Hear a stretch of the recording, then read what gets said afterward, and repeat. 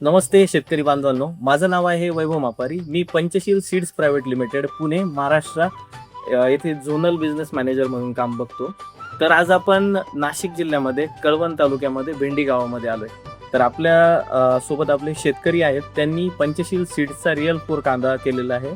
तर नमस्कार, आपलं नाव काय? विलास सरवंदे. अच्छा, आपण पंचशील सीड्सचा हा रिअल 4 कांदा केलाय, हा कसा वाटलाय आपल्याला? कांदा अतिशय चांगला आहे आणि त्याचं ॲव्हरेज बी चांगलं मिळालं. सगळ्यात महत्त्वाचं टिकवण क्षमता चांगली वाटली.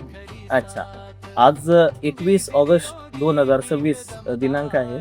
आजच्या दिवशीपर्यंत हा कांदा काय रेटने विकला जातोय? आता गेला ना 45 ते 40 ते 38 ते 45 या दरम्यान आता हा माल जातोय मार्केटमध्ये. अच्छा. 45 पर्यंत. हा, तर गेली किती वर्ष झाले आपण हा कांदा करतायत?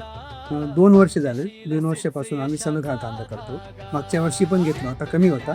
या वर्षी जास्त घेतलं, चांगलं मिळालं. ते चांगलं मिळालं आणि सगळ्यात महत्त्वाचं टिकवण क्षमता चांगली आहे आणि मार्केटमध्ये रेट पण चांगले मिळते. कलर बद्दल काय सांगाल याच्या? कलर चांगला आहे ना, गुलाबी कलर आहे. ज्यावेळेस काढला ना त्यावेळेस थोडा कमी वाटत होता, पण चाळीत ठेवल्यानंतर अजून कलर वाढला आणि आता हा तुमच्या समोरच आहे.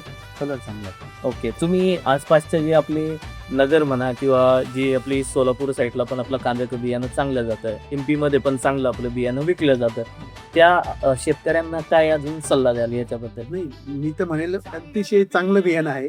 मी स्वतः वापरलेलं आहे. इतरांनी सुद्धा वापरावं आणि त्याचा फायदा शेतकऱ्यांना होऊ शकतो. काय टिकवण क्षमता आणि ॲव्हरेज चांगलं आहे. ओके, तर शेतकरी बांधवांनो, या कांद्याची वैशिष्ट्य म्हणजे हा पूर्ण नारळाच्या आकाराचा हा कांदा बनतो आणि याची जी कलर हा गुलाबी सेगमेंटमध्ये लालसर गुलाबी हा कांदा बनतो.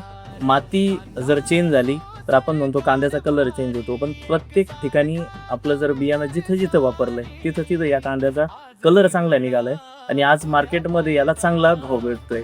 तर आपले जे पंचशील सीडचे जे शेतकऱ्यांनी कांद्याचं बियाणं घेतलंय त्यांना चांगला प्रतिसाद मिळालाय.